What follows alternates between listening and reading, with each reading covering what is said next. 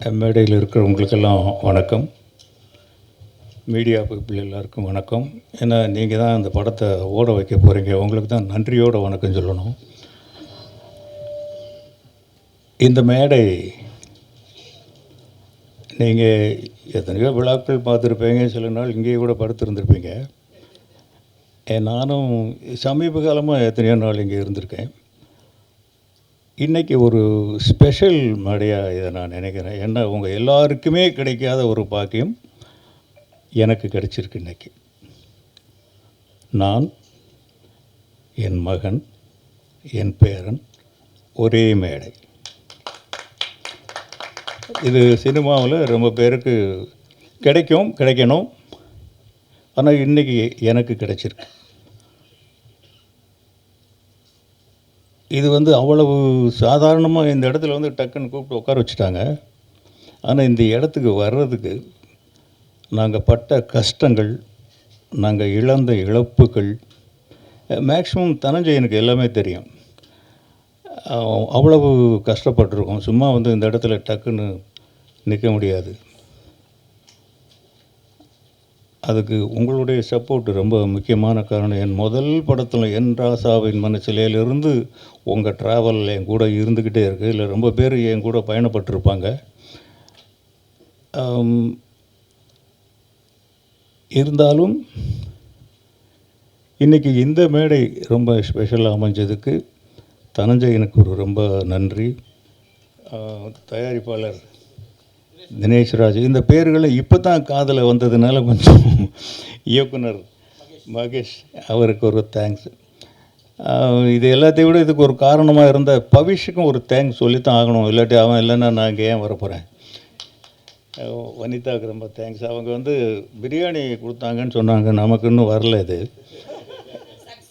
அதுக்கு பதில் எனக்கு ஆந்திராவில் ஊறுகாய் கொடுத்தியே நேற்று.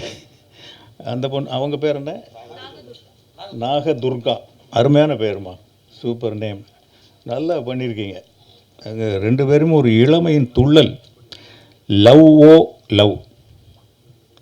முந்தா நாள் இதை பற்றி தெலுங்கில் போய் தப்பாக அங்கே பேசினோம். இன்றைக்கி இங்கே லவ் ஓ லவ்னு சொல்லிகிட்ருக்குறோம்.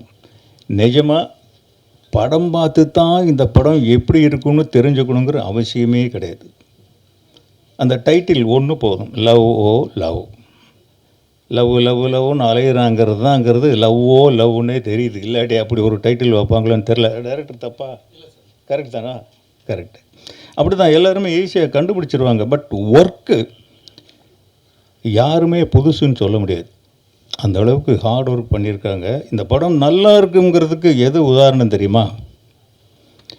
ஒரு படம் முடிஞ்சாக்க இன்றைக்கி இருக்கிற சிச்சுவேஷன் என்ன அப்படின்னா, ஒரு ஷெட்யூல் முடிஞ்சாலே ப்ரொடியூசரும் டைரக்டரும் முகம் பார்த்துக்கிறது கஷ்டம். இன்றைக்கி படம் முடிஞ்சிருச்சு, நாளை கழித்து ரிலீஸ் ஆக போகுது. டைரக்டருக்கு மேடையில் ஃபோன் பரிசு கொடுக்குறாங்க. இதை விட என்ன வேணும் இந்த படம் நல்லா இருக்கும் அப்படிங்கிறதுக்கு? உண்மையிலே ப்ரொடியூசர் தினேஷ்ராஜ் அதிர்ஷ்டசாலி தான். எப்படி செலக்ட் பண்ணுறாருன்னு தெரில. இன்னொன்று அவரை பற்றி சொல்லணும்னு நினச்சேன்.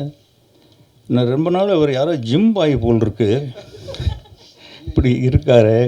அந்த காலத்துலலாம் ப்ரொடியூசர் வர்றாருன்னா எல்லாருமே எழுந்து நிற்போம், எல்லோரும் ப்ரொடியூசருக்கு பயப்படுவோம்.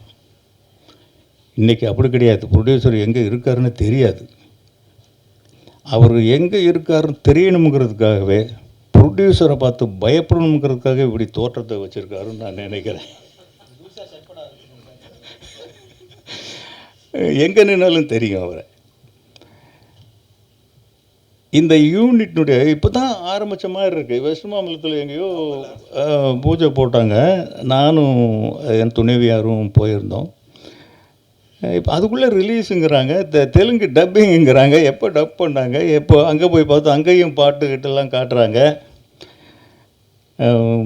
ரொம்ப ஹார்ட் ஒர்க்கு தாங்க. டைரக்டர் சார் உங்களுக்கு ரொம்ப இல்லை, ப்ரொடக்ஷனை சப்போர்ட் பண்ண வைக்கிறது நம்ம தான். Director can do any thing. உங்கள் டீம், டைரக்டர் டீமு. சரி, அப்போ ப்ரொடக்ஷன் டீம் சப்போர்ட் பண்ணலையா? ப்ரொடக்ஷன் டீம் ஓகே, இருந்தால் கூட இவ்வளவு சீக்கிரமெல்லாம் இப்போ படம் எடுக்கிறது சும்மா படம் முடிஞ்சிட்டா கூட கேமரா போட்டு சுற்றிக்கிட்டு ஃபிலிமே போடாமல் கூட இழுத்துக்கிட்டு ஷூட்டிங்னு என்னத்தையா பண்ணிக்கிட்டு அவ்வளோ சீக்கிரம் முடிச்சக்கூடாதியா. அவங்களுக்குள்ள டிஸ்கஷனே ஏதேதோ போய்கிட்டு இருக்கு இன்றைக்கி. நீங்கள் இவ்வளோ சீக்கிரம் வெளிப்படையாக அந்த படத்தை முடித்து அந்த ப்ரொடியூசர் லாபமாக இருக்காரா இல்லை சமமாக இருக்காரா என்னன்னு இன்னும் தெரியல. அது மட்டும் ரகசியமாகவே இருக்குது சினிமாவில். உங்களை பாராட்டணும், இல்லாட்டி இவ்வளவு ஒரு இது கிடைக்காது. நீங்கள் ரொம்ப கோஆப்ரேட்டிவாக தான் இருந்திருக்கீங்க. இதுக்கு மேலே என்ன சொல்கிறது இந்த படத்தை பற்றி? பாட்டுகள் அருமையாக இருக்குது. ஒரு 3 தடவை 4 தடவை பார்த்துட்டோம். கமலா தியேட்டரில் ஒரு தடவை, ஹைதராபாத்தில் ஒரு தடவை, இங்கே ஒரு தடவை. 3 தடவையும் போர் அடிக்காமல் இருக்குது. ரொம்ப நல்லாயிருக்கு. அந்த பீட்ஸ், இளமையும் துள்ளலும் உற்சாகமும் பருவமும் காதலும், இது யாருக்குங்க பிடிக்காது? எல்லாருக்குமே பிடிக்கும். எல்லோரும் வெற்றி அடையணும். இதில் இன்னும் முக்கியமாக சொல்லணுன்னா செல்வராகவன் அவரை பற்றி ஒரு வார்த்தை சொல்லணும். அவர் போயிட்டார். அவர் இருந்தால் கொஞ்சம் சொல்கிறதுக்கு பயந்துக்கிட்டே இருந்திருப்பேன். இப்போ சொல்லலாம். இங்கே 3 பேர் இன்றைக்கி இங்கே உட்காந்துருக்கோம்னா இதில் செல்வராகவன் தான் சினிமா பிடிச்சு வந்தவர். தனுஷுக்கு சினிமா பிடிக்காது. 5-6 படம் பண்ணுற வரைக்கும் அவருக்கு சினிமா பிடிக்காது. என்னை விட்டுருங்கப்பா நான் போயிடுறேன், என்னை விட்டுருங்கப்பா நான் போயிடுறேன்னு தான் வருவார். நான் துள்ளுவத இளமையை கூட்டிகிட்டு போகும்போதெல்லாம் ஷார்ட்டில் வந்து அழுதுகிட்டே தான் நடிப்பார் அவர்.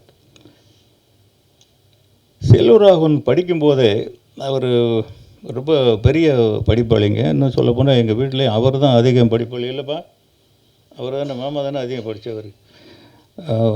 Medallist, BE mechanical engineer. அவர் என்ன பண்ணார், செகண்ட் இயர் படிக்கும்போதே நான் என்ன ஒரு வீட்டில் ஒரு கொள்கை வச்சுருந்தேன்னா, அப்பாடி சினிமாவுக்கு யாருமே நம்ம பிள்ளைங்க வந்துடக்கூடாது அப்படின்னு. சார் நான் கொஞ்சம் அதிகமாக பேசுகிறோம். நிறைய பேசவா? டைம் இருக்குது. நம்ம பிள்ளைங்க சினிமாவுக்கு வந்துடக்கூடாதுடா சாமின்னு சொல்லிட்டு அவங்கள ப்ரிவ்யூ ஷோவுக்கு கூட கூப்பிட்டு போக மாட்டேன். அவ்வளோ ஸ்ட்ரிக்ட்டு. இப்படி இருக்கிறப்போ அவர் செகண்ட் இயர் படிக்கும்போது ஒரு நாள் அப்படியே ஹைன்னு வந்தார். அப்படியே அந்த புக்கை தூக்கி அப்படியே ஸ்டைலாக விட்டு எறிஞ்சார். அப்படியே உட்காந்துட்டார். அப்பா, நோ காலேஜ். என்னடா செகண்ட் இயர் தானே போயிருக்க? இல்லைப்பா, நோ காலேஜ். அப்புறம் ஆனால் பக்குங்குது. ஏன்னா அந்த என்ஜினியர் ஷீட் வாங்கிறதுக்கு நான் பட்ட கஷ்டத்தை விட அவங்க அம்மா விஜயலட்சுமி பட்ட கஷ்டம் இருக்க. அவ்வளோ கஷ்டப்பட்டு அந்த ஷீட்டு வாங்கணும். அப்பா நீ என்னடா சொல்கிற? இல்லைப்பா, சினிமா தான்.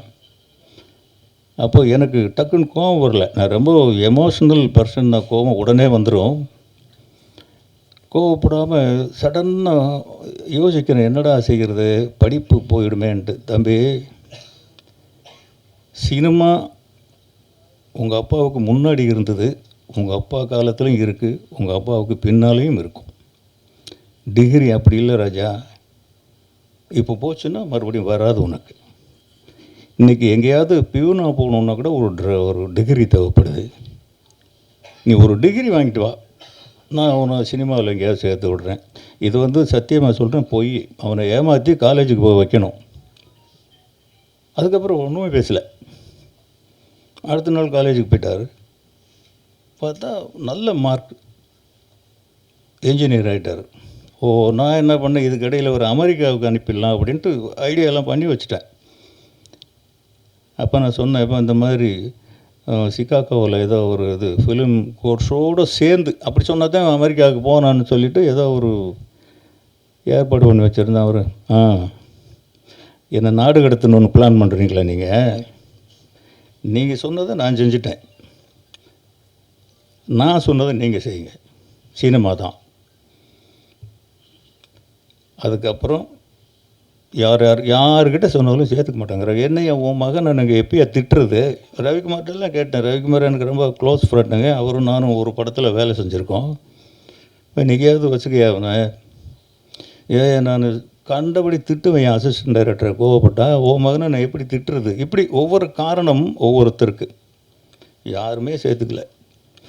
பாலச்சந்தர் சார்கிட்ட போய் ரெக்வெஸ்ட் பண்ணி சார் அவனுக்கு சினிமா புரியல, நான் உங்ககிட்ட அனுப்புகிறேன், சினிமா வேண்டான்னு அட்வைஸ் பண்ணி அனுப்புங்க அப்படின்னு சொல்லி பாலச்சந்தர் சார்கிட்ட அனுப்புனேன்.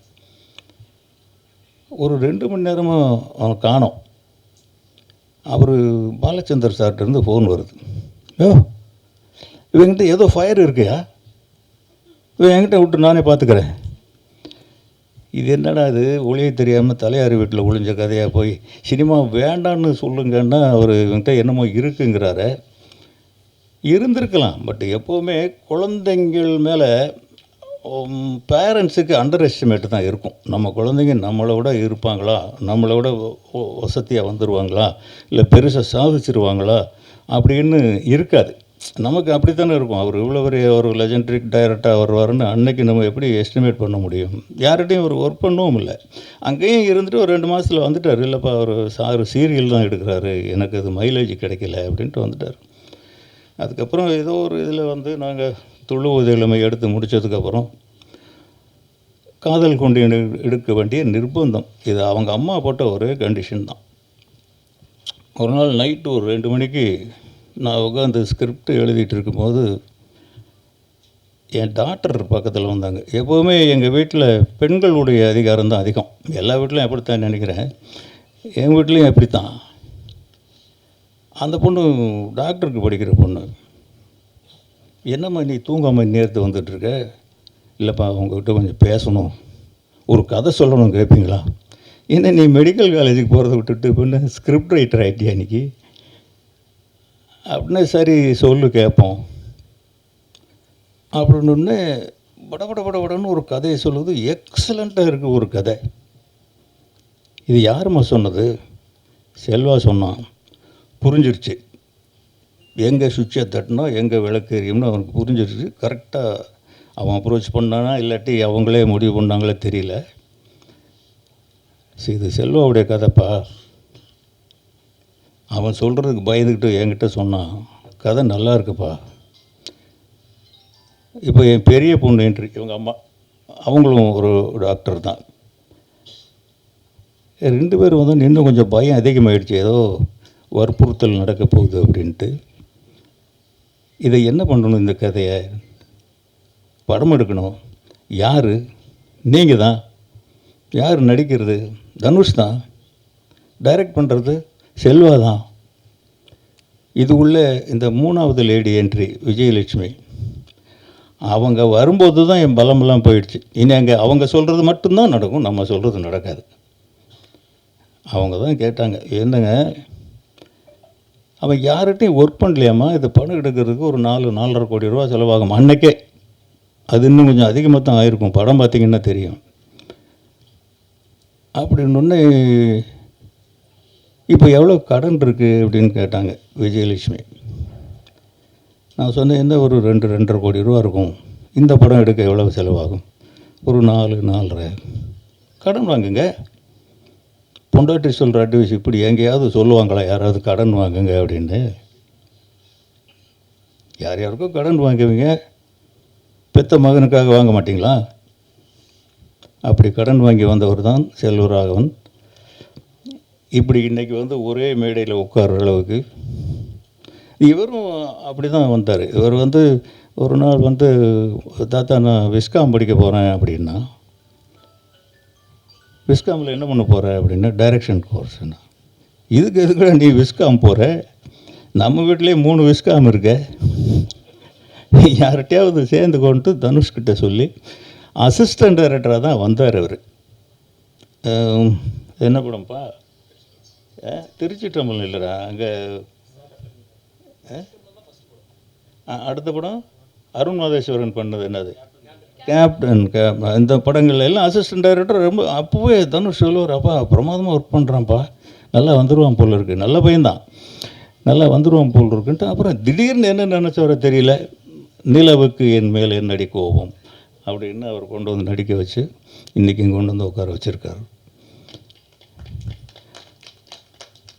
உண்மையிலே தனுஷுடைய மோல்டு தான் அவர். ஒரு பையன் நல்ல வீட்டில் செல்லமான பையன். உண்மையிலேயே எங்கள் வீட்டில் 2 பசங்க ரொம்ப கொடுத்து வச்சவனுங்க. செல்வராகவன் முதல் பையன், அவங்க அம்மாவுக்கு உயிர், மற்றவங்களும் அதுக்கப்புறம் தான். இவங்க அம்மா முதல் பெண் குழந்தை எங்கள் வீட்டில், அவங்களும் செல்லந்தான். அவங்க அம்மா மட்டும்தான் என்னை வாடா போடான்னு சொல்கிறவங்க. இவர் முதல் பேர குழந்தை. அவர் டிபியில் ஒரு ஃபோட்டோ வச்சுருக்காரு பாருங்கள், இத்தினோண்டு குழந்தைய தனுஷ் கையில் வச்சுட்டு அப்படி சாஞ்சிக்கிட்டு இருப்பார் அவங்க அம்மா தோளில். அந்த கை குழந்தை தான் அவர். கரெக்டு தானேப்பா? அதை மறக்காமல் வச்சுருக்காரு. தேங்க்ஸுப்பா. இது என்ன, அந்த ஃபோட்டோவே இங்கே இருக்குது போல இருக்குது. இதை இப்படி காமிச்சா என்ன தெரியும்? இதை மறக்காமல் வச்சுருக்காரு. இந்த குழந்தை தான் இங்கே ஒரு இந்த துண்டில் போட்டு, இதில் அப்போலோ ஹாஸ்பிட்டலில் எங்கேயோ நினைக்கிறேன், விஜய் ஹாஸ்பிட்டலு, அங்கே வந்து அந்த துண்டில் இருக்கிற குழந்தை தான். அவர் நம்ப முடியுதா ஏதாவது? எனக்கு எப்படி இருக்குன்னு பாருங்கள் இந்த ஸ்டேஜ். என் நிலைமையில் நீங்களாம் இருந்தால் எப்படி இருக்கும்? நான் ஒருத்தன் தான் போராடி வந்தேன். போராடி அப்படின்னா சாதாரண போராட்டம். எனக்குமே சினிமா பிடிக்காது. இந்த சினிமா தான் துரத்தி என்னை பிடிச்சி கொண்டு வந்து ஒரு இயக்குனராக உட்கார வச்சது. சினிமா தனக்கு வேண்டிய கலைஞர்களை தானே தேர்ந்தெடுத்து கொள்ளும் வல்லமை படைத்தது. நீ விலகி போனாலும் உன்னை விடாது, நீ விரும்பி போனாலும் உனக்கு கிடைக்காது. நம்மளை விட கெட்டிக்காரன், நம்மளை விட ஞானிகள் எத்தனையோ பாரதி ராஜாக்கள், பாக்ய ராஜாக்கள் இனி கோடம்பாக்கத்தில் சுற்றிக்கிட்டே தான் இருக்காங்க. இது அதிர்ஷ்டமா உழைப்பா தெரியாது. பட் என்னுடைய இந்த இடத்துல வந்து நிற்கிறதுக்கு காரணம் என்னுடைய உழைப்பு, டிசிப்ளின். இன்றைக்கி வரைக்கும் நான் அதிலேருந்து மாறவே இல்லை. இந்த படத்தில் எல்லாருமே அப்படி தான் வேலை செஞ்சுருக்காங்க. ஒவ்வொருத்தர் உழைப்பும் நல்லா தெரியுது ஃப்ரேமில். எந்த ஃப்ரேம்லேயுமே யாருமே கொஞ்சம் அப்படி இப்படி இருந்த மாதிரி தெரியல. அவ்வளோ நல்லா இருக்குது படம், நல்லா இருக்குன்னு எல்லார் வாயிலிருந்து வருது. ஹைதராபாத்லேயும் சொல்கிறாங்க, கொஞ்சம் பார்த்துட்டு நல்லா வரணும், அதுக்கு நீங்களாம் ரொம்ப சப்போர்ட் பண்ணணும். உங்களுக்கு தான் மறுபடியும் தேங்க்ஸ் சொல்லணும். ரொம்ப தேங்க்ஸு, நன்றி.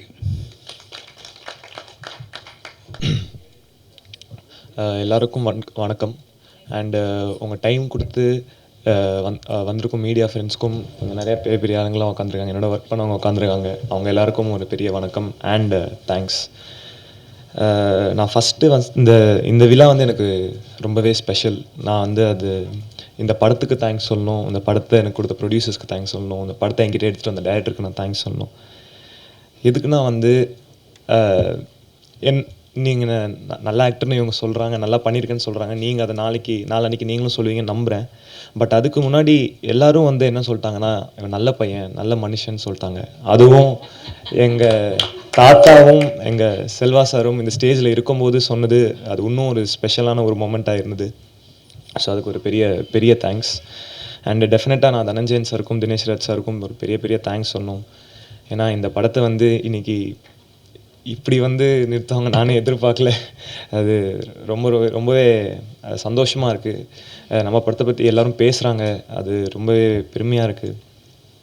அண்டு இந்த படத்தோட ஆக்சுவல் ஹீரோ மகேஷ் சாருக்கு நான் வந்து ஒரு பெரிய தேங்க்ஸ் சொல்லணும், கண்டிப்பாக தேங்க்ஸ் சொல்லணும். நான் நிறைய இடத்துல சொல்லிட்டேன், 3 ஈவெண்ட் இருந்ததால் இங்கே பேசுறதுக்கு கண்டென்ட்டே இல்லை.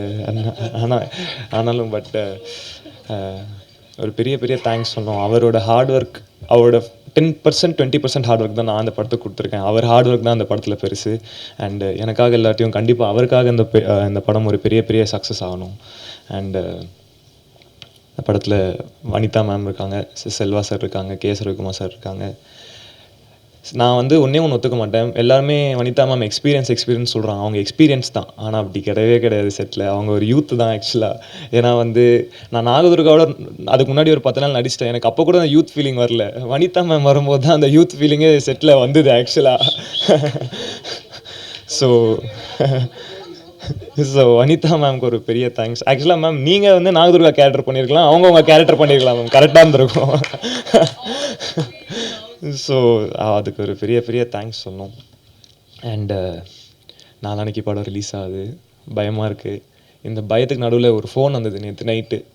அது வந்து டிஜிட்டலி ஜெகதீஷன் இங்கே இருக்காரா, அவர் ஃபோன் பண்ணி ஒரு சில வார்த்தைகள் இந்த படத்தை பற்றி சொன்னார். அது ஒரு பெரிய கான்ஃபிடென்ஸாக இருந்தது, ஒரு பெரிய சப்போர்ட்டாக இருக்குது.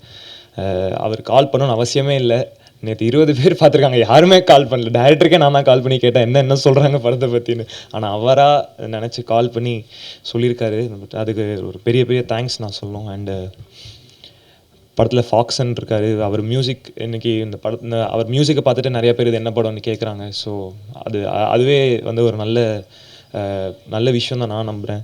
அண்டு ஃபாக்சனுக்கு ஒரு பெரிய தேங்க்ஸ். அண்டு எல்லா ப்ரொடியூசர் வந்து படம் வந்து ரிலீஸாக ஹிட் ஆனதுக்கப்புறம் கிஃப்ட் கொடுப்பாங்க. இந்த ப்ரொடியூசர் ரொம்ப நல்ல ப்ரொடியூஸராக இருக்கிறாங்க. படம் ஹிட் ஆகிறதுக்கு முன்னாடியே கிஃப்ட்டு கொடுத்து இது பண்ணிட்டாங்க, உழைப்பு கொடுத்தாங்க. சார் அதை note very big thing sir. நானும் ஆக்சுவலி நிறைய ஆர்டர் பண்ணியிருக்கேன் சார் இந்த படத்துக்கு. சார் தினேஷ் சார் கூட இன்னொரு படம் வேறு பண்ணுறேன், அந்த படத்துக்கு நிறைய ஆர்டர் பண்ணுறேன். ஸோ எஸ் சார், அது அதான் நம்ம ஸ்ட்ரெஸ்ஸாக இருக்கும் அப்போ, அதனால் ஜாலியாக பேசி நம்ம இதாக இருக்கணும் தான் இப்படி பேசுகிறேன். அண்டு நாளைக்கு படம் வருது, எல்லோரும் பாருங்கள், பார்த்துட்டு எல்லாருக்கும் பிடிக்கும்னு நம்புகிறேன். படத்தை சப்போர்ட் பண்ணுங்கள். And thank you so much.